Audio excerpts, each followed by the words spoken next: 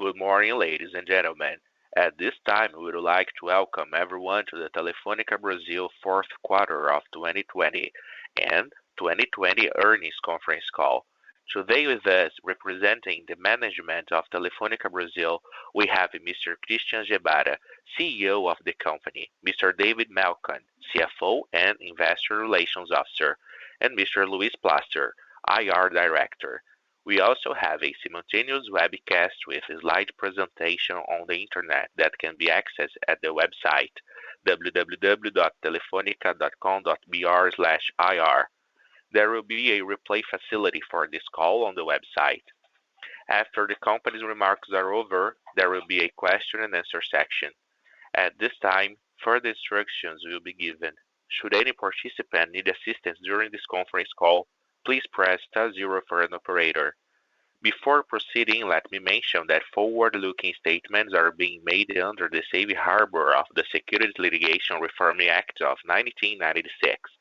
Forward-looking statements are based on the company's management beliefs and assumptions and on information currently available. Forward-looking statements are not guarantees of performance.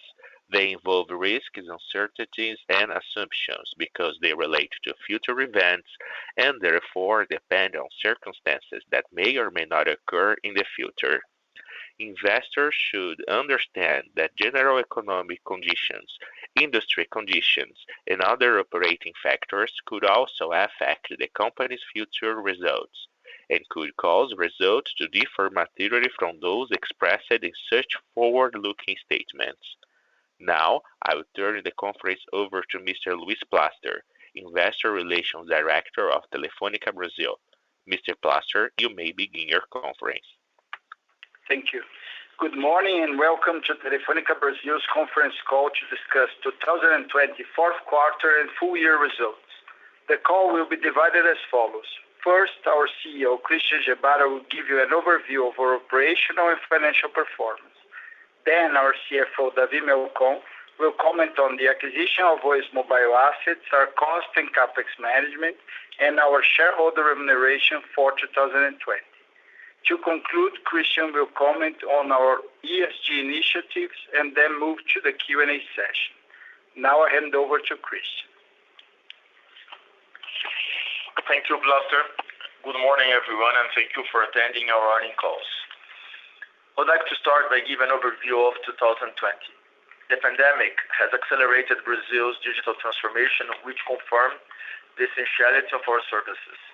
During this challenging year, Vivo delivered a solid set of results, driven by the increased demand for our high quality and reliable connectivity. Our purpose of digitalizing to bring closer has never been so appropriate. We ended the year with 95 million access. In mobile, we added 4 million customers, and in 2020, with Vivo's market share at historic highs of 33.6%. Our fiber deployment continued at full speed, reaching 15.7 million home passed, an increase of 4.7 million HPs, which is more than double what we did in 2019.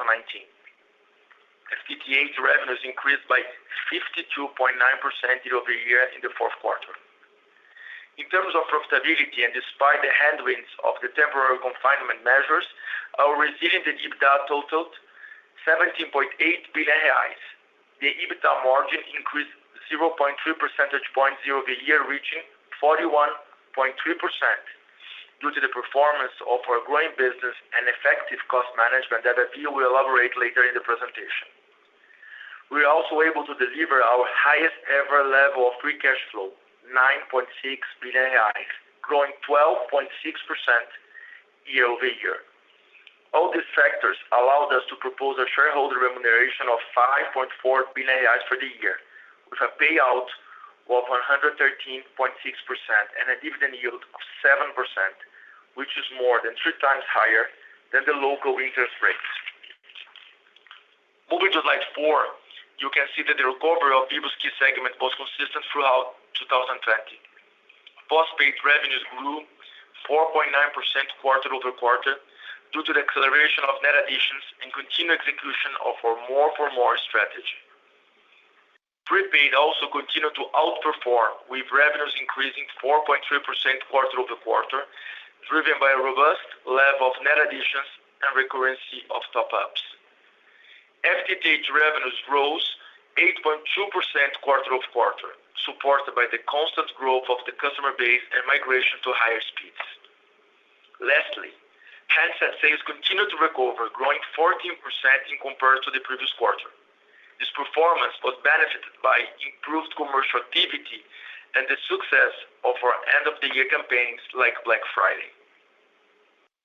On slide 5, we show the transformation of Vivo's revenue profile, which validates our positive outlook for the future.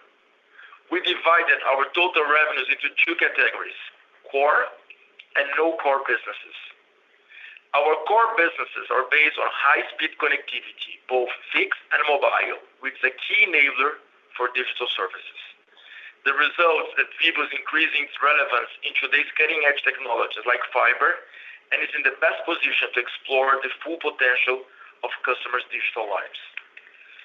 Vivo's core businesses include mobile, handsets, FTTX, IPTV, digital services, and data and ICT.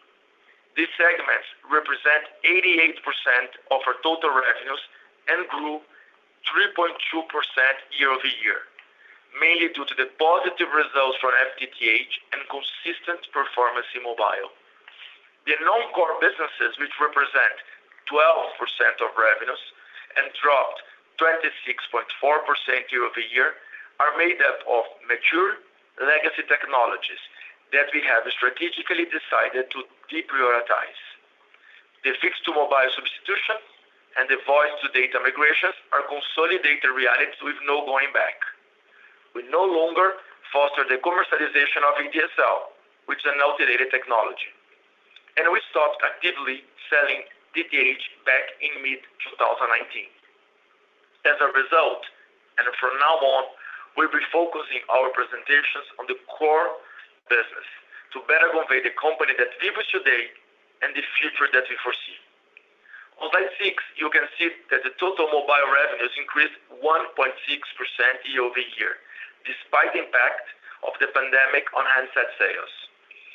Prepaid revenues grew 7.3%, driven by an impressive volume of net additions and continuous effort related to customer base management. The postpaid segment, which accounts for 57% of access and 80% of mobile services revenues, was up 0.9% year-over-year and showed ARPU improvement. We continue to execute our more for more strategy and are combining data with a complete portfolio of co-branded digital services. These actions are paying off and we are optimistic going forward. Turning to slide 7.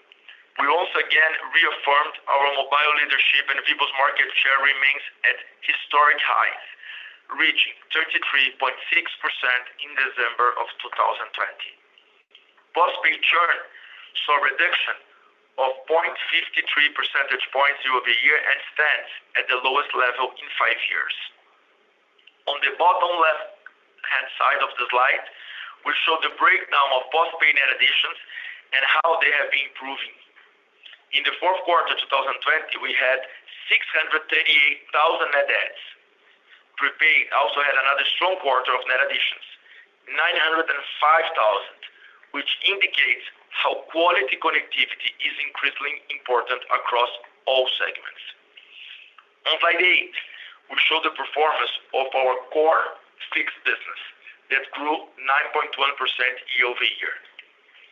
The data and ICT line decreased 4.2% due to many companies postponing investments during the pandemic, but we are convinced that Vivo's revamped B2B portfolio puts us in a privileged position to capture this opportunity as soon as the economy picks up. FTTX revenues were up 13.8%, driven by the relevance of FTTH that represent 73% of these revenues. FTTH is our main growth catalyst, delivering an impressive 52.9% revenue increase year-over-year and a compound annual growth of 45.7% in the recent past. As we expand our FTTH footprint, IPTV access and revenues also grow. During the last 2 years, IPTV revenues posted a compound annual growth rate of 25%, confirming the appeal of our high-speed broadband and content platform bundle. Moving to slide 9, you can see the ramp-up of our fiber access and the constantly improving quality of our customer base. Our fiber products continue to attract more customers, which resulted in a 36% increase of FTTH access year-over-year. We also show a substantial increase in FTTH ARPU, 13% year-over-year, mainly related to the demand for higher speeds. Moving to the right-hand side of the slide, we present acceleration of FTTH net adds that totaled 248,000 in the fourth quarter of 2020, 1.7 times higher than the previous year. I would also like to highlight the high-value profile of last quarter's FTTH gross adds. More than 35% were convergent customers. Approximately 30% were on speeds of 300 megabits. Approximately 20% were sold together with IPTV, and more than 25% were bundled with OTTs like Netflix and Disney+. On slide 10, we show how our fiber deployment continues accelerating.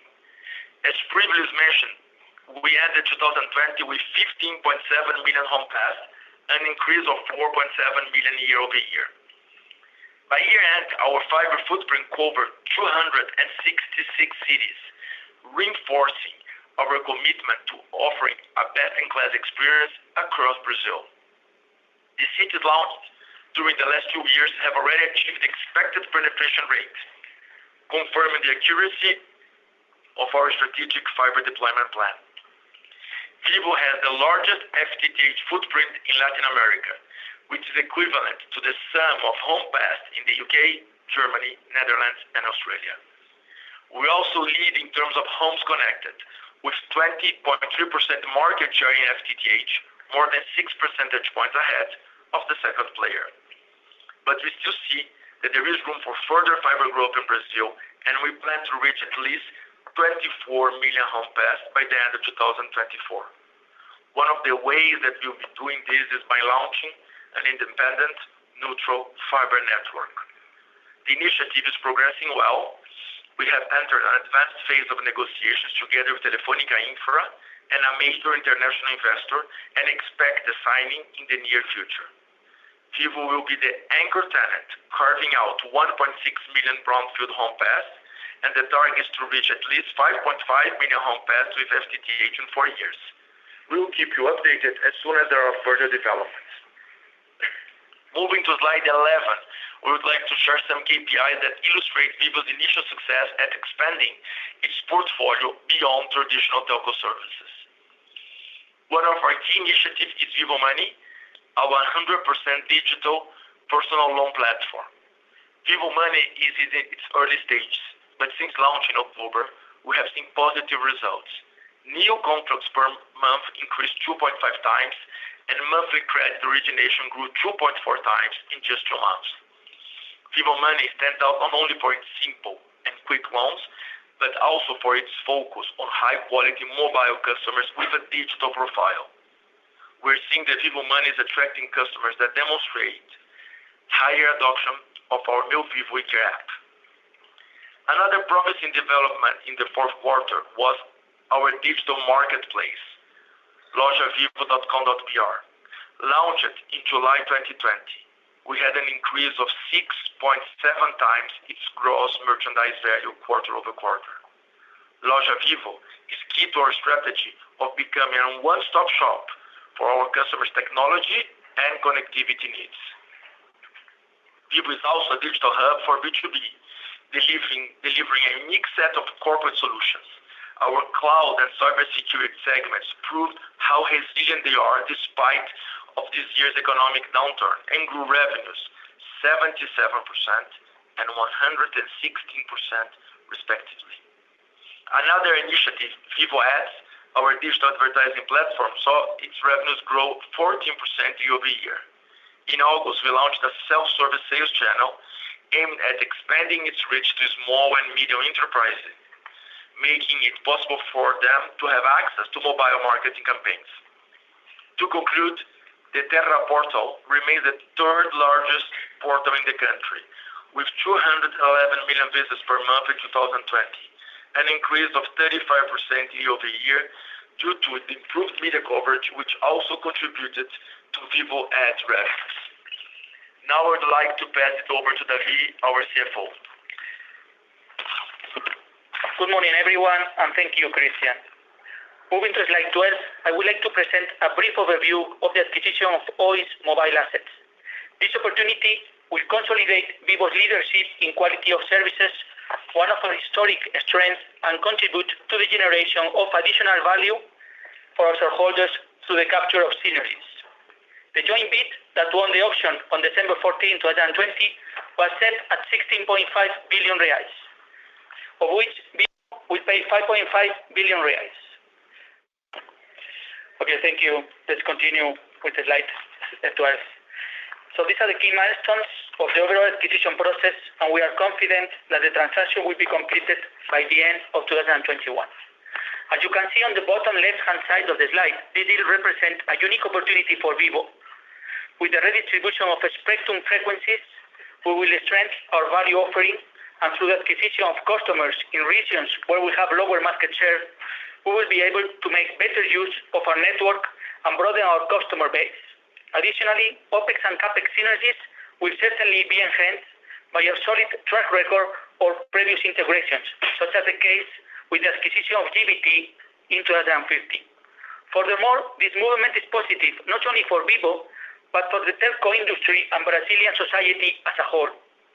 There will be a mass upgrade in customer experience, given the improvement of network usage in all corners of the country, and further acceleration of investment dedicated to infrastructure and innovation to advance Brazil's digitalization process.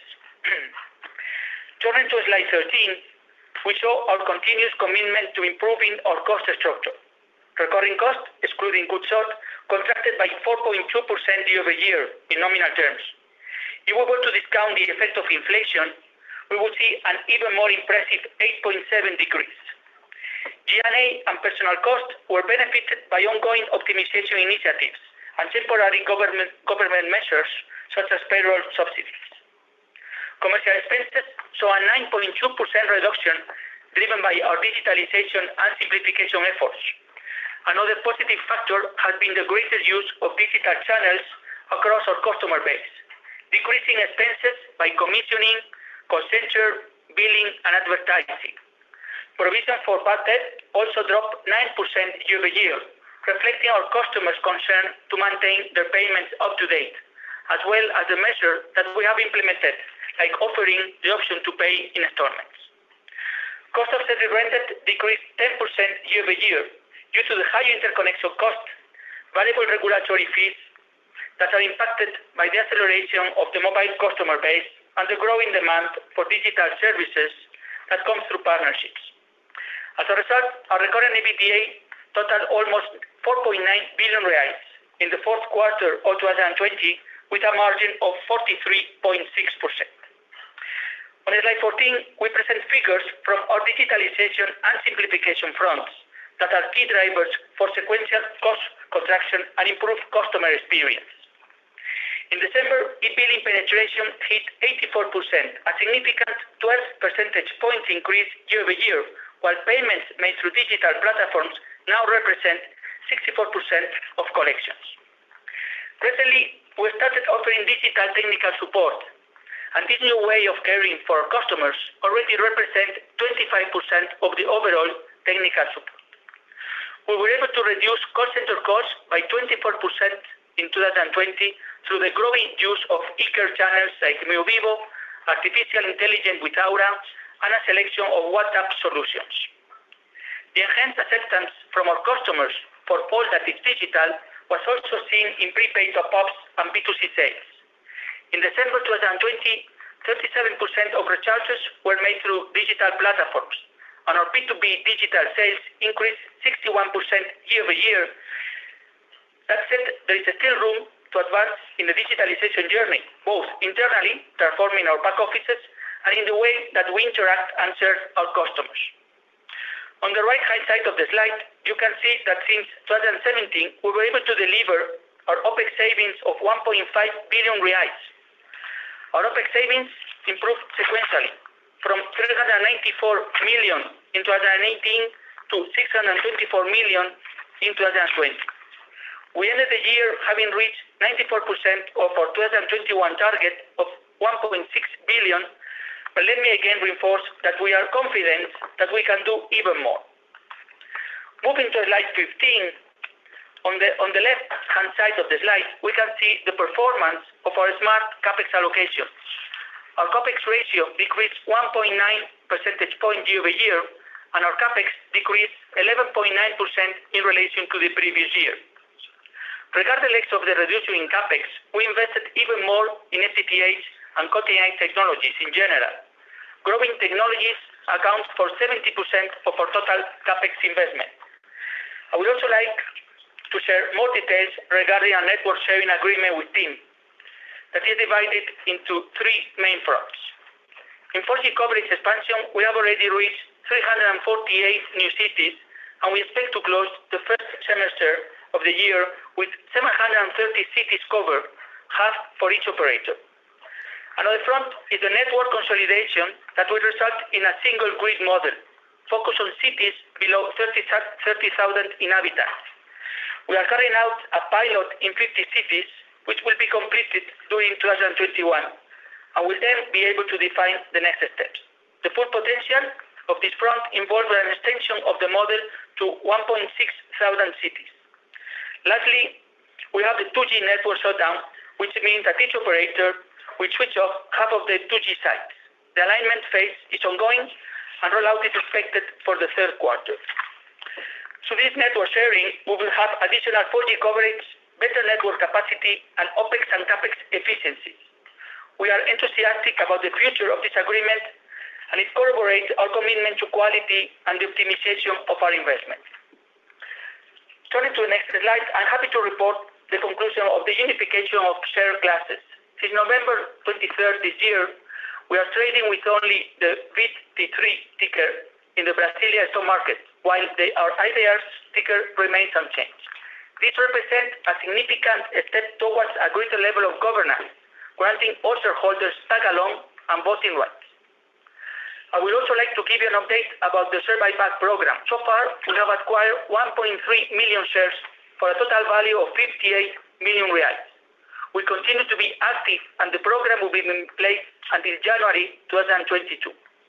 Finally, and reinforcing our commitment to our shareholders, we are proposing a remuneration of 5.4 billion reais for 2020, which represents a payout of 130% and a gross amount of 3.2 reais per share. Our dividend yield stands at 7%, more than 3 times the local interest rate. The payment of this amount will be divided in 2 tranches. The first tranche of 2.6 billion reais will be paid on July 13th, and the second tranche of 2.8 billion will be paid in October 5th, 2021. This remuneration has been proposed by the Board of Directors and is pending the necessary approvals by the General Shareholders Meeting to be held on April 15th. And finally, moving to slide 17, you can see that our efficiency, financial management, and CAPEX allocation continue to have a positive impact on cash generation. We ended the year with 9.6 billion reais of free cash flow, our highest level ever. This result, in combination with a low leverage, is what allowed us to consistently invest on our core business, consolidate Vivo's leadership, and look to the future with a positive perspective. Thank you, and now I pass the word back to Christian. Thank you, David.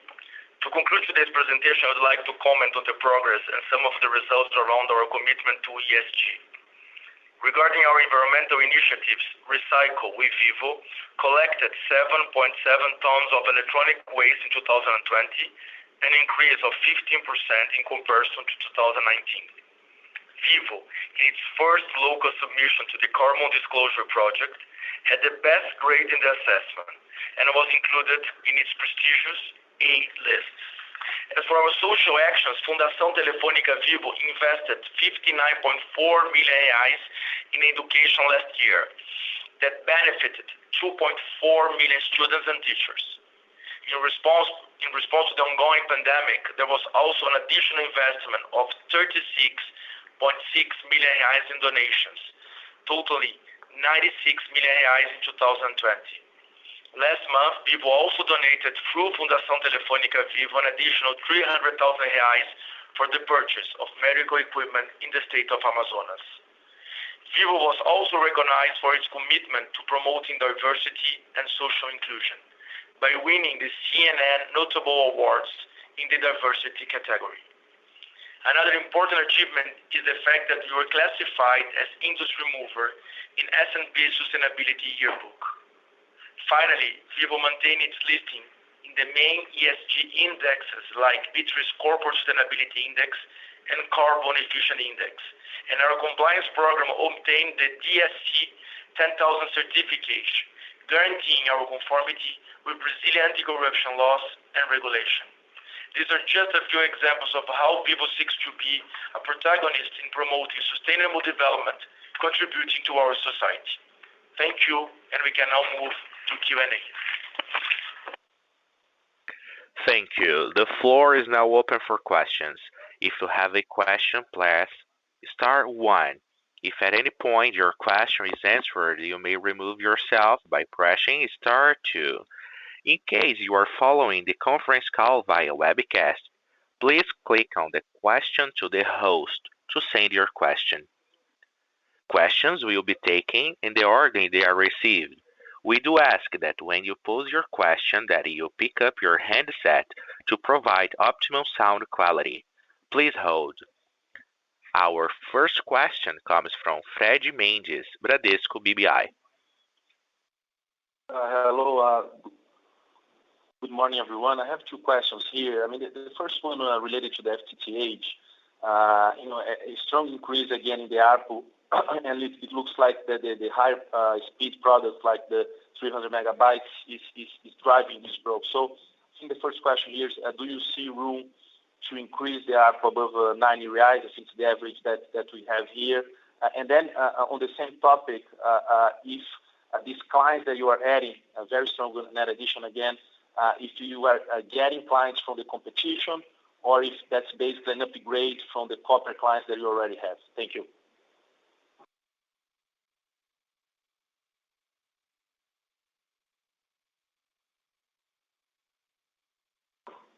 Hi, Fred. That's Christian. The second question, about the net adds. Most of it is new customers that are coming in. So most of the net adds are coming from new customers. So new cities that we enter or penetration of the existing network. So most of it is coming from new customers. Regarding ARPU, so as you correctly stated, ARPU is improving for two reasons. We are selling more. The mix of high-speed 300 is growing, so we still see room for growing even more. And also, we are blended together with our broadband offer OTTs. So we started with Netflix, very successful. We added Disney Plus, and we're going to add others in the near future. So blending content with fiber is a strategy going forward that we're going to follow, and also increase and improve the mix of 300 or even high speed speeds that if considered appropriate in the future will also be in our strategy. So ARPU may continue with this positive trend. Thank you, Christian. And if I may, just a quick follow-up. You briefly mentioned about the carve-out process during the beginning of the presentation, but can you give us a little bit more details on that, or not yet? Thank you. Okay, Fred. So as we ended the year with 15.7 million home pass. So out of this 15.7, we're going to carve out 1.6 million. We're going to contribute with this new independent and neutral fiber network. It's a company, Brazil. So Vivo is contributing this 1.6 million brownfield HPs. Then we have an international investor as a partner, and Telefonica Infra, that's from Telefonica Group, also as a partner together in this vehicle and in this company. The objective is at the end of 2024, we end with a network with more than 5.5 million HPs that contributed to the 24 million HPs that we said also in this presentation, that is going to combine organic growth from Vivo and this 5.5 originated by the neutral network. Very, very clear, Christian. Thank you very much. Thank you, Fred. Our next question comes from Leonardo Olmos, UBS. Hi, good morning, everyone. My question is on mobile. We noticed a very wide range of net additions in the quarter, AMX with over 3 million subs, TIM 300,000, and you with 1.8. So my question is, I want to understand your strategy in net additions in the fourth quarter, 2020. What was it? And how do you see that playing out in 2021?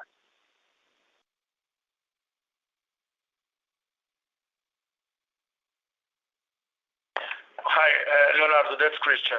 So, as we stated in the beginning, we are seeing a recovery. I will talk about first postpaid, and then we talk about prepaid. In the postpaid, after the very difficult months, March and April, what we saw after that was a reopening of the economy. And when the reopening of the economy occurs, we also open our stores and our physical channels, and we see a better mood, for the customers to go to malls and to stores and to buy telco services or technology services. So I think we were able to capture this positive trend, this recovery of the economy and reopening of the channels. I also believe that our superior quality and customer experience drove the decision for some customers to select Vivo as their operator, that you can see not only in the positive net add and gross adds, but also in a very reduced churn. Our churn in the postpaid was one of the lowest ones in the last 5 years. So that's the positive. And also, I think we've been innovating in our offer. We innovated in the hybrid and also innovated in the postpaid. Here I will emphasize the selfie plan. That is the combination of data with an OTT on a value-added services. Here we have strong partnerships, and we launched it just after the pandemic started in May, June. Partnerships with Happy for delivery, partnership with Netflix for video, partnership with Spotify for music, partnership with Premiere for football, and lastly, partnership with Disney Plus, and we are about to launch new partnerships. That's driving this concept of buying content plus data in the same level of protagonism, and not only having data and with an added service as a secondary offer. So I think that stands out as very positive. And again, we're also being able to migrate prepaid to postpaid. Our net add in the prepaid, as you stated, is very strong. It was strong in the third quarter. It also gives us room for migration for the hybrid, and that's also going to the positive recovery. People with more mobility than they were before. People buying new SIM cards, and that we are able to capture. Again, the quality, the coverage of Vivo stands out. And also there is the government aid. The government also with some incentives that they put in place in the last year was also positive for driving consumption, and the prepaid in this case was also benefited. Thank you, Christian. You mentioned that migration from prepaid to postpaid or hybrids. Looking at your own base, especially considering the new prepaid you recently had, how long do you think that can go? How many more clients can you migrate from prepaid to hybrid or postpaid? Leonardo, prepaid is increasing the base. When we keep bringing customers in, there is always room for migration. And I cannot tell you for how long. I think we are putting a lot of effort in creating a very wise and with very attractive portfolio coming from prepaid, going to hybrid, going to selfie. Now selfie is an individual postpaid plan, going to the family plans that already stands for different needs. When a family together wants to have a plan. So I think here and we have Vivo Easy, that's our plan that is also sort of entry postpaid plan with a very personalized offer using a credit card. So I think it's much more our ability to drive customers into Vivo and get them with the best offer that stands for their needs. Now, our percentage of postpaid customers is very high, as you know, and here I think is our ability to drive our prepaid to postpaid. So that's why our revenues coming from postpaid is much higher than the one coming from prepaid. So that's the ability that we have to do that. So today we have 45 million access in postpaid and 34 million access in prepaid. But this 35 was we added 1 million in the last quarter. So once we could continue keeping this number growing and moving this number to the postpaid, I think it's a mid-long-term strategy. All right. Thank you very much. Thank you, Leonardo. Okay. Our next question comes from Marcelo Santos, JP Morgan. Please proceed. Hi, good morning. Thank you for taking my questions. I would like to explore a little bit more the digital initiatives that you put on slide 11, Vivo Money and Vivo Marketplace. I wonder if you could give a little bit more color. On Vivo Money, how far has this been running as a fully implemented initiative? I understand you ran it as a pilot for a while, but is it available to all? What are the main hurdles to grow? And what alternatives of funding are you studying? Do you consider launching some kind of FIDIC? Any data you could share about losses, like the delinquency or anything would be interesting. So anything, basically. And on the marketplace, what kind of channels? I mean, are the users using more the app, or is it more through the internet? What are the incentives you are putting to bring in sellers? How do you work logistics? So basically, if you could give some more color on these initiatives, that would be very helpful. Thank you. So, Marcelo, good question. I think to start, we strongly believe in our ability to leverage digital services through our customer base, channel capillarity, both physical and online, our big data capability, and the strength of our brand. So Vivo Money that we included in this presentation is one example among many others that we are working in different sectors and different verticals. Financial services is one, hardware and accessories is another one, and health is another one, education, entertainment, so there are several ones. In Vivo Money, we've been working a lot in this project for a long time, and we've been very cautious and conservative the way we want to expand it. We launched it commercially in a segmented approach in October, was when we started offering this to a segmented customer base. It's not for everyone. And we started with hybrid and postpaid customers. We still haven't addressed the prepaid customers. That is most of the target that is maybe more aligned with the needs of this credit.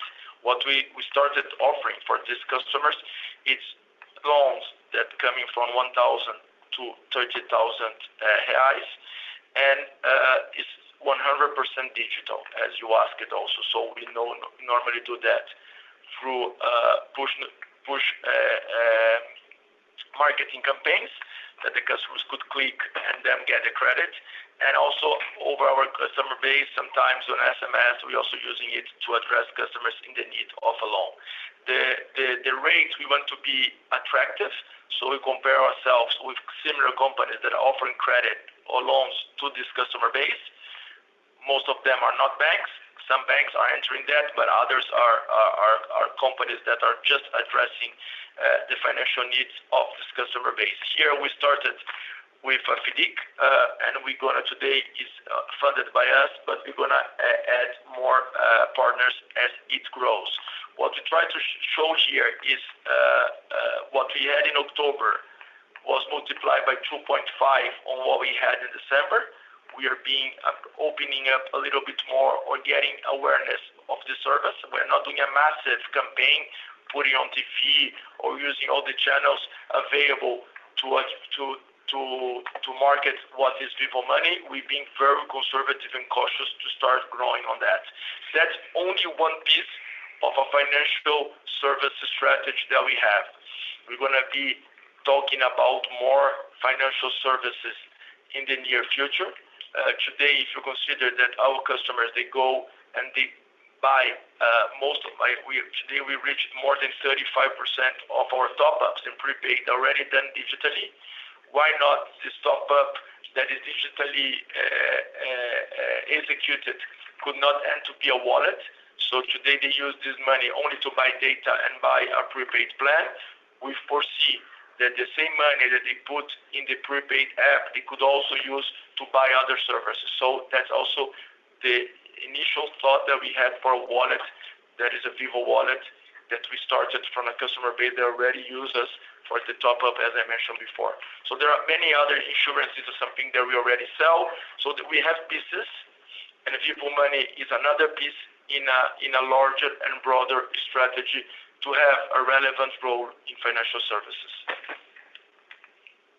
And the other one that is in this slide, only to mention if you want, is a marketplace. We have an e-commerce, and our e-commerce was centered in selling our services, telco services, plus the smartphone that is very close to the core, that is the mobile service. We decided to open up to be a marketplace for technology, not only selling the products that we have in our own store, but adding together stores from other players. So that's why we call it Loja Vivo. That's a marketplace. So you can buy a smartphone, you can buy an accessory, you can buy a service from Vivo, but you can also buy a fridge, you can also buy a blender, you can also buy different types of accessories. We strongly believe that we can go much further with that. And so that's why we mentioned for the first time this with a number that's multiplied by 7 almost. The third quarter and now in the fourth quarter is multiplied by 7 all the results that we have in the third quarter. That's only to address some of the questions that we normally have.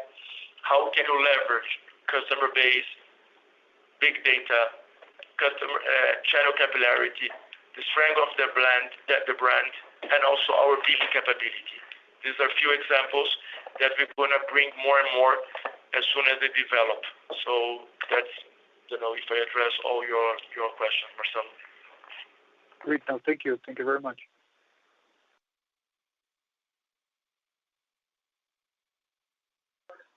Our next question comes from Susana Salaru, Itaú. Hi. Good morning, guys. Thank you for taking our questions. We have two. The first question is related to the FTTH growth. It is actually expanding very fast. So our question is, what is the pricing strategy once you get to a new place? If you have a more aggressive pricing strategy to be able to maintain this level of growth going forward? That would be our first question for FTTH. The second question is related to the top-up of the prepaid. How much more you believe that you can deliver in terms of a digital recharge? We are asking that question because we understand that the key cost in the prepaid, the key cost of prepaid is the top-up cost. So we would like to know, in 2 years from now, do you believe that what will be the percentage of recharge done digitally versus non-digitally? And if you agree with us that would be an important driver for margin expansion. Thank you. Susana, can you repeat the second question? I didn't get it. I can answer the FTTH, but what's the question of? I understand that you want the prepaid. What is the question? The top-ups? My question is the following. The top-ups today are done digitally, like 37% of the recharges are digital. 2 years from now, what percentage of digital recharge you believe you can reach? We are asking that because we believe that's an important driver to expand margins. So actually, if you agree with us that it's a key cost that can actually be better managed and accelerate margin expansion. Susana, I think we've been growing a lot in top-ups through digital channels, and there are always new digital channels coming up. So it's difficult for me to tell you what is going to be the limit. And I think also many more people are getting credit cards. So when the people has a credit card, has more access to digital channels. We have new wallets coming in the market. These wallets also help the digital penetration. So if you see some of the new brands coming up in the market now that are used to buying in online channels, and I'm not going to name them, not to be naming one and not naming other, but there are many companies bringing up digital payment solutions. All of them, they have been adopted by Vivo. When we adopt these new ways of payment, we see an important increase in the usage of digital channels. Now the Pix also will facilitate people to get money, will facilitate people to have an account, and will facilitate people to transfer this money to a wallet. So that's why also I answered before, Marcelo, that we see an opportunity for us to develop our own wallet. Now, so the number that we see here, I believe, is going to be much higher. I think the two things will be very aligned with the circulation of bills in the market. Now, some people believe that bills will be over in few years. If they are over, digital channels will be most of our top-ups. So there is room to grow, and we are growing constantly. In the first one, in the FTTH, as I said, we are the largest fiber network in the country. Last year, we got to 4.7 million new homes. We got almost 1 million new customers. We have an ambitious plan to go to more cities. We are overlaying some of our ADSL and FTTC network when we believe there is an opportunity. We still haven't played convergence. No, we can play convergence. We have the highest market share in mobile. We have strong partnerships with OTT, bringing content to the FTTH offer. So I believe there is room for much more growth, and that's why we are doing this independent neutral fiber network, because we foresee as a great opportunity for Brazil, where the penetration of ultra broadband is still low, and we see Vivo as the leader in what we call convergent offer, that is mobile, fiber plus OTT. We are in a unique position to do that.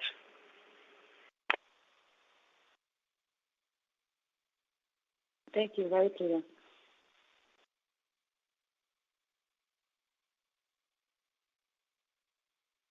Thank you, Susana. Thank you. Our next question comes from Sumit Datta, New Street Research. Yeah, hi there. Thanks for taking my question. Questions, a couple if that's okay.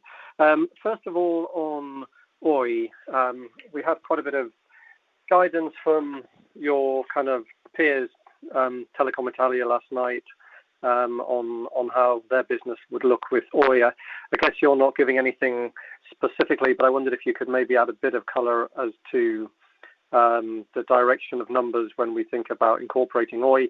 Specifically as well, they kind of guided up to some incremental capex in 2021 ahead of the deal close, and I wondered whether you were going to see a similar step up in capex, a kind of preparation capex, if you will.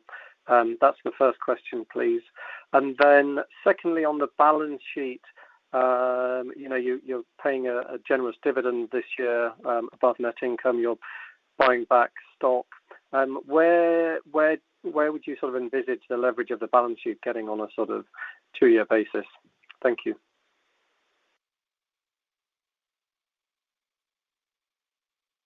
So thank you for the question. This is Christian. So as you said, we are not giving much more information about Oi deal. I think what we showed here is the process that we're going through and the stake that it's for Vivo if the deal is approved by Anatel and the antitrust institution in Brazil called CADE.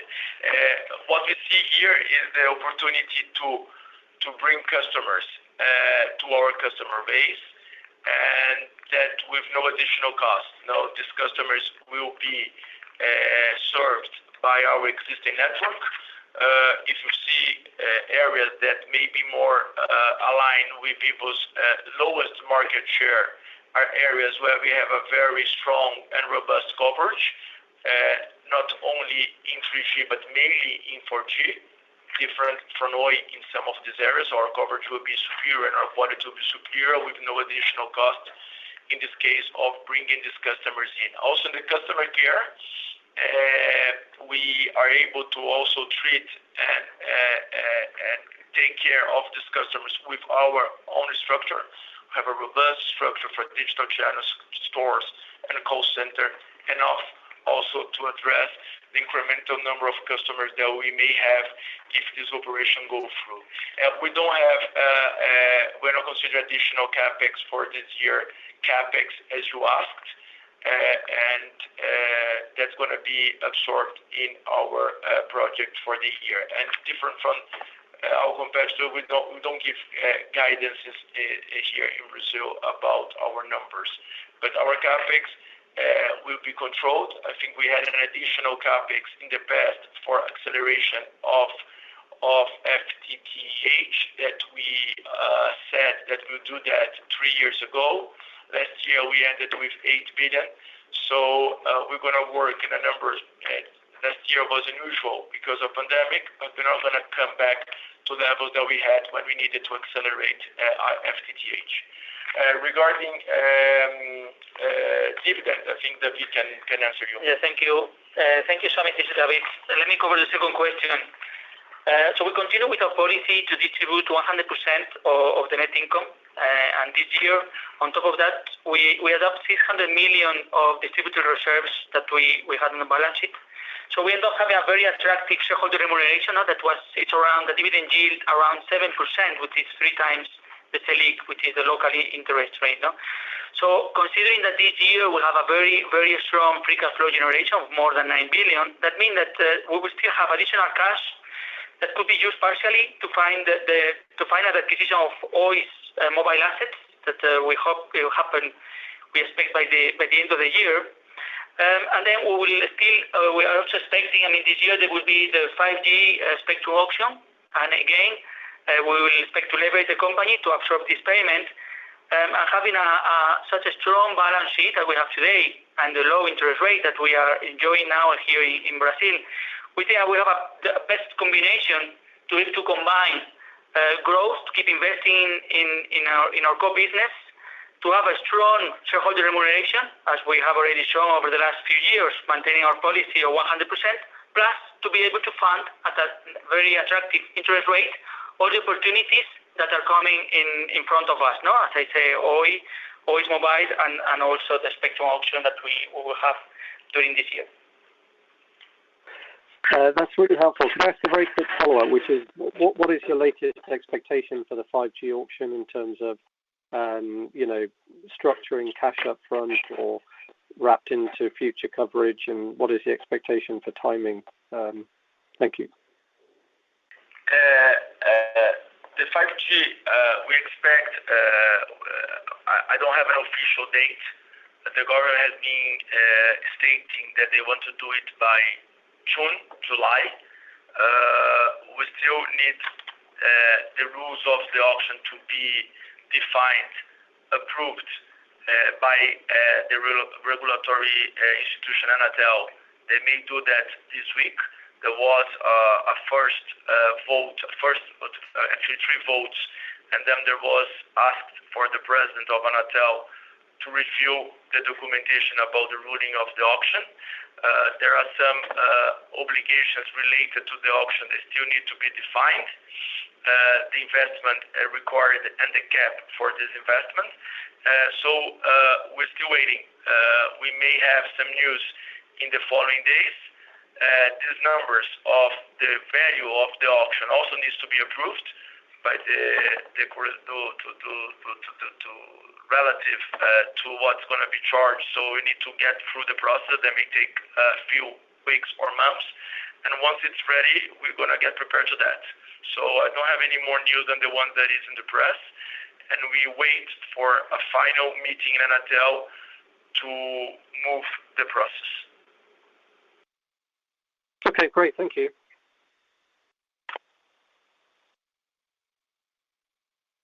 Our next question comes from Maria Teresa Azevedo, Banco Santander.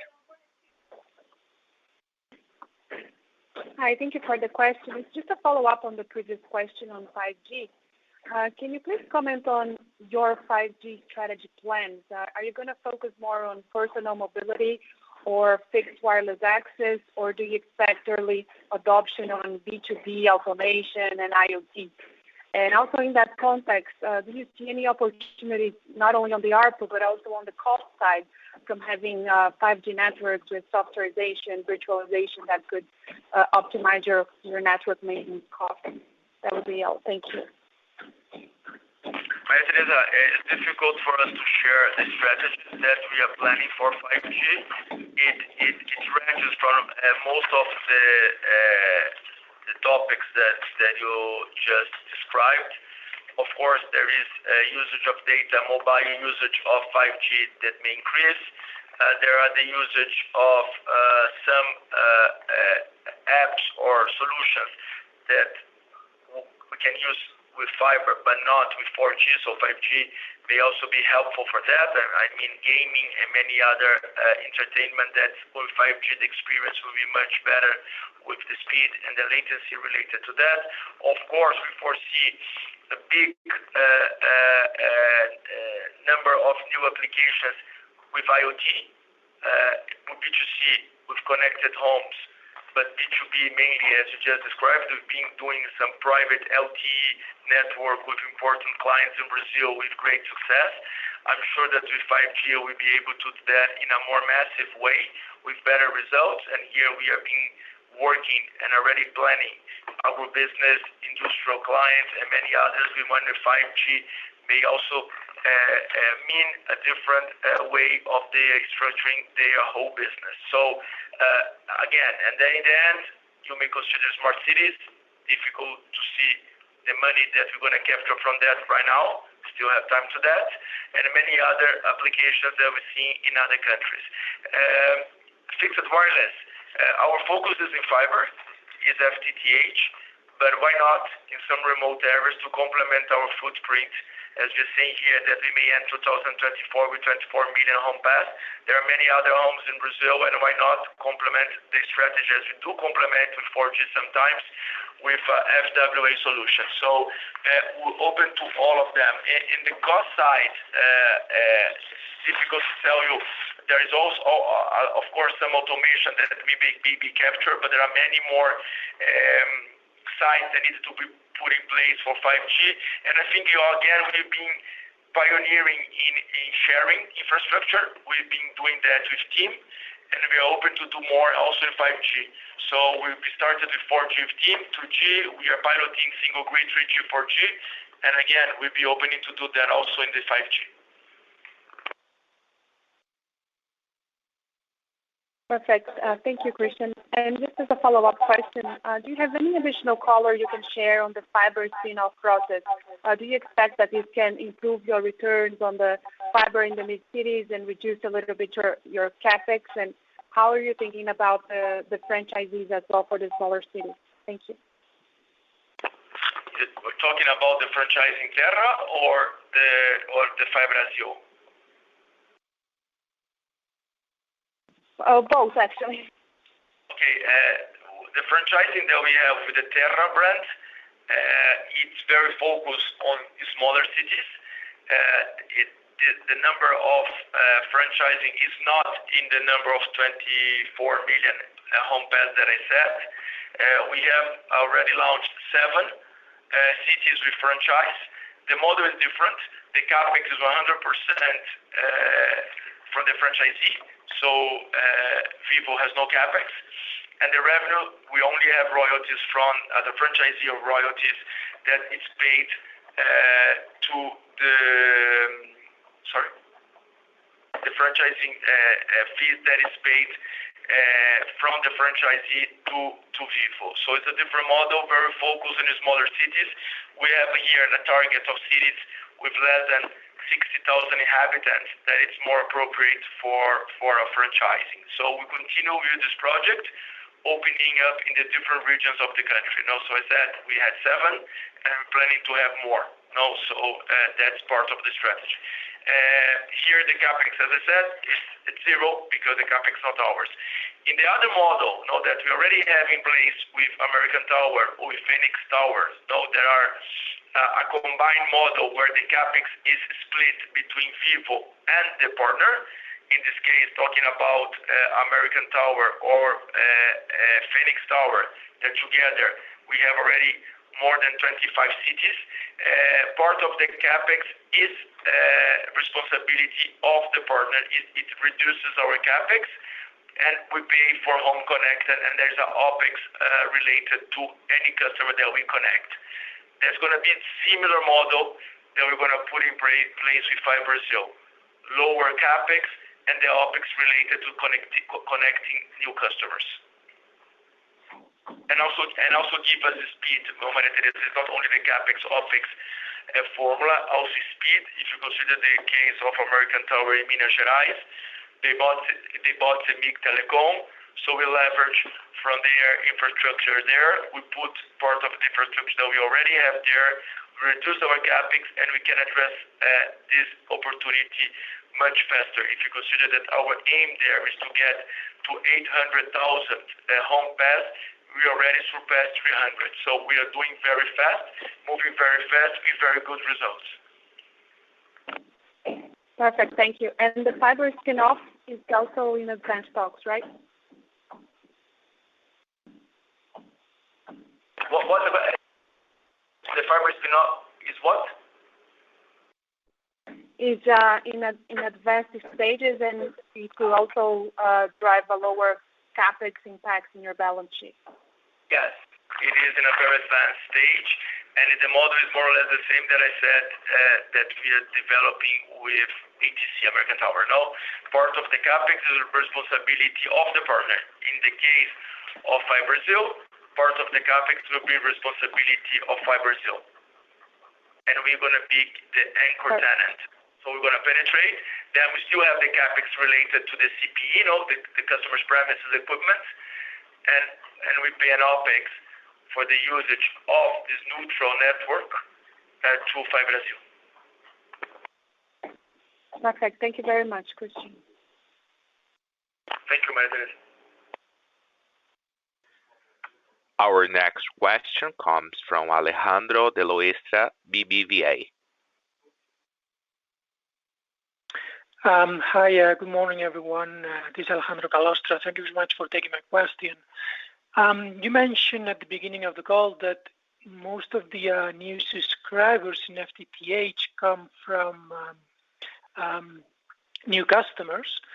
However, the pace of these connections from other technologies is still outpacing the number of net additions in FTTH, even though you benefit from entering new regions with FTTH.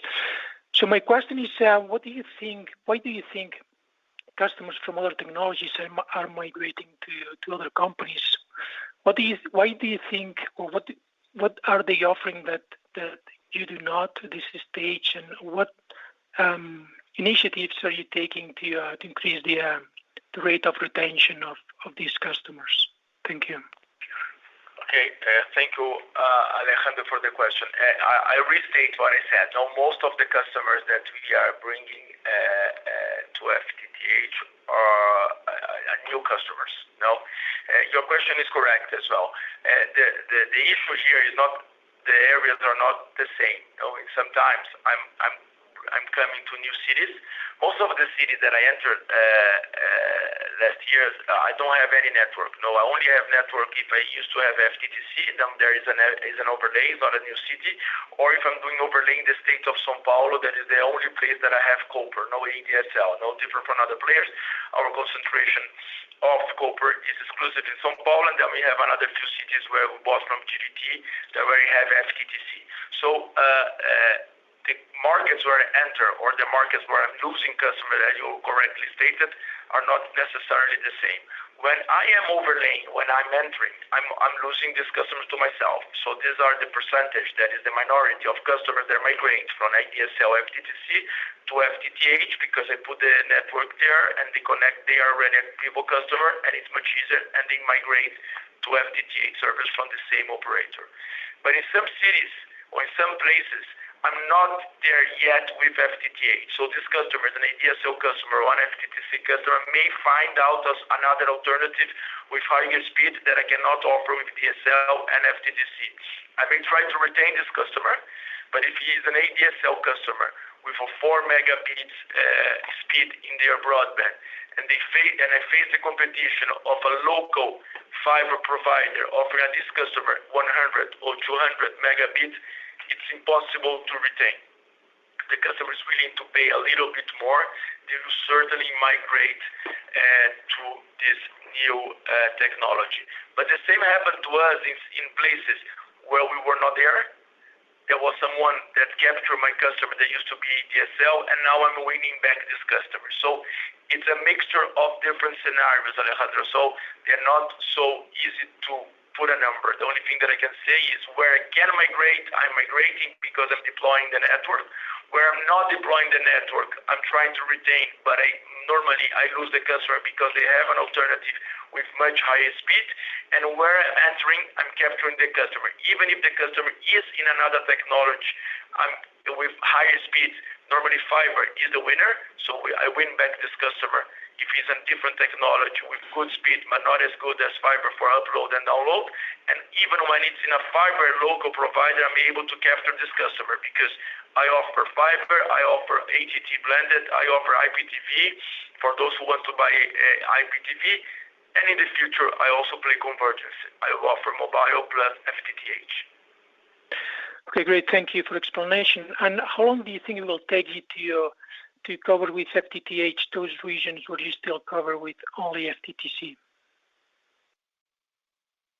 I may overlay all the areas that I think are interesting for me, that it's financially attractive. It doesn't mean that I'm going to migrate and overlay 100%.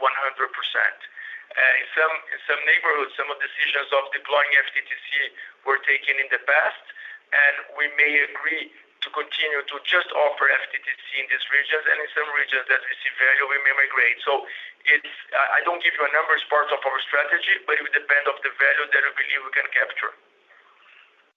Okay, good. Thank you very much for the explanation. Okay, Alejandro, thank you. This concludes the question and answer session. At this time, I would like to turn the floor back to Mr. Christian Gebara for any closing remarks. So thank you all for joining our call today. If you have any additional questions, as you know, you please access our team. Hope to see you soon in our first quarter of 2021 results release that will be in April. So thank you so much. Thank you. This concludes today's Telefonica Brasil 4Q20 results conference call. You may disconnect your lines at this time. Have a great day.